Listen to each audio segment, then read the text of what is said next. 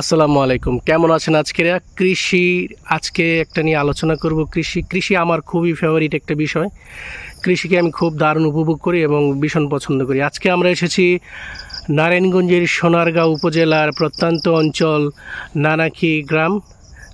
এটাকে পূর্বপাড়া বলা হয় মনে হয়, নানাখী পূর্বপাড়া মালস জায়গাটার নাম। এইখানে একটা ছোট্ট লিচু বাগান রয়েছে। এই লিচু বাগানের যে ওনার মালিক, সেই মালিকের সাথে কথা বলবো কীরকম ফলন আসছে গত বছর গেল বছর। এই যে আমরা সাইফুল ভাই, তিনি হচ্ছেন ওনার এই বাগানের।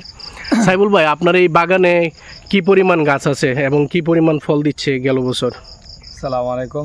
একটু জোরে।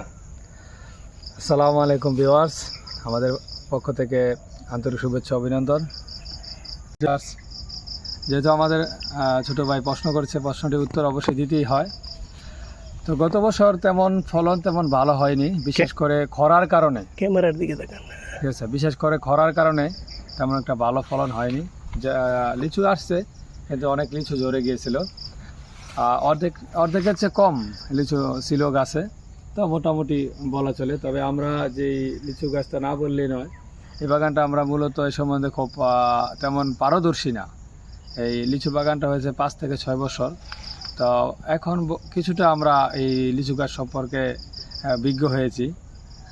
যারা লিচু গাছ প্রথমে রোপণ করে তারা অবশ্য প্রথমে বলা যায় না, এর অনেক পরিচর্যা আছে, অনেক পোকামাকড়ে ধরে, এক এক সময় প্রতি মাসে স্প্রে করতে হয়। বিভিন্ন সময় তো সবটা তো পেরে ওঠা যায় না। তাছাড়া আদার্সও কাজ আছে আমাদের। ওই কাছে এই লিচু গাছই তো আর শুধু নিয়ে থাকা যায় না।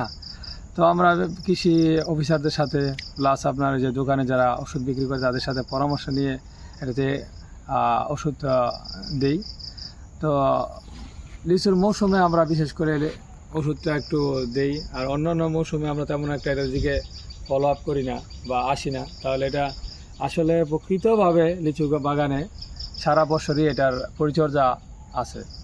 কিন্তু আমরা ওই লিচু যখন ফল উঠিয়ে ফেলি তখন লিচু বাগান থেকে আর যে যাই, মানে খোঁজ খবর রাখেন না লিচু বাগানে না আসা পর্যন্ত আর আমরা খোঁজ খবর, যে পরিচর্যাটা করা দরকার সেই পরিচর্যাটা করেন না। পরিচর্যাটা মূলত হয় না ব্যস্ততার কারণে।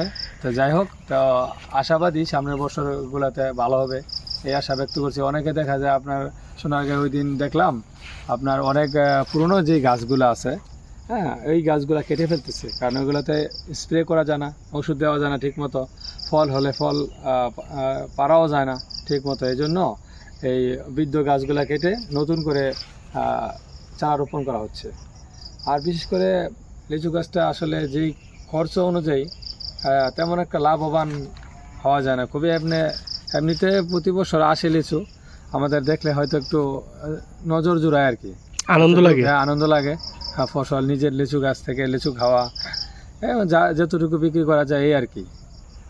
তো মোটামুটি ভাবে একটু শৌখিনতার বলা যায় আর কি। এটা তেমন একটা ব্যবসায়িক বা প্রফেশনাল উদ্দেশ্যে না, প্রফেশনাল উদ্দেশ্যে আসলে এটা করা হয় না, শখের হলেও এটা তেমন একটা লাভবান নয় বলে আমি মনে করি। আচ্ছা, তো কি পরিমাণে এখানে গাছ আছে আপনাদের? এখানে প্রায় 21টার মতো গাছ আছে। আগে আরো 8টা বেশি ছিল, ওইদিকে জমির একটু সমস্যার কারণে ওই দিকটা বেদখলে চলে যায় এবং আমাদের 8-9টা লিচু গাছ ক্ষতিগ্রস্ত হয়। এই জন্য আগে 29 থেকে 30টার মতো ছিল। আপনাদের পারিবারিক চাহিদা তো মোটামুটি মিটাতে পারে এবং আত্মীয় স্বজনকে দিতে পারেন মনে হয়? মোটামুটি এখনো পারিবারিক, আত্মীয় স্বজনকে এখন তেমন ভালো লিচু হয়নি, এই জন্য দেওয়া হয় নাই। মোটামুটি ভাবে আর কি নিজেদের খাওয়া এবং আত্মীয় স্বজনদের দেওয়া, এতটুকুই। মানে বিক্রি করার মতো এখনো তেমন লিচু এখনো হয়নি, পান নাই আপনারা? সামথিং বিক্রি করা আর কি। তো আশা করি সামনের দিনগুলোতে গাছ যেহেতু বড় হয়েছে, আশাবাদী যে সামনের দিনগুলোতে লিচু ভালো হবে, এবং বিক্রি প্লাস সবাই আশা পূরণ করা যাবে, ফ্যামিলি এবং আত্মীয় স্বজনে, এই প্রত্যাশা। ধন্যবাদ সাইফুল ভাইকে।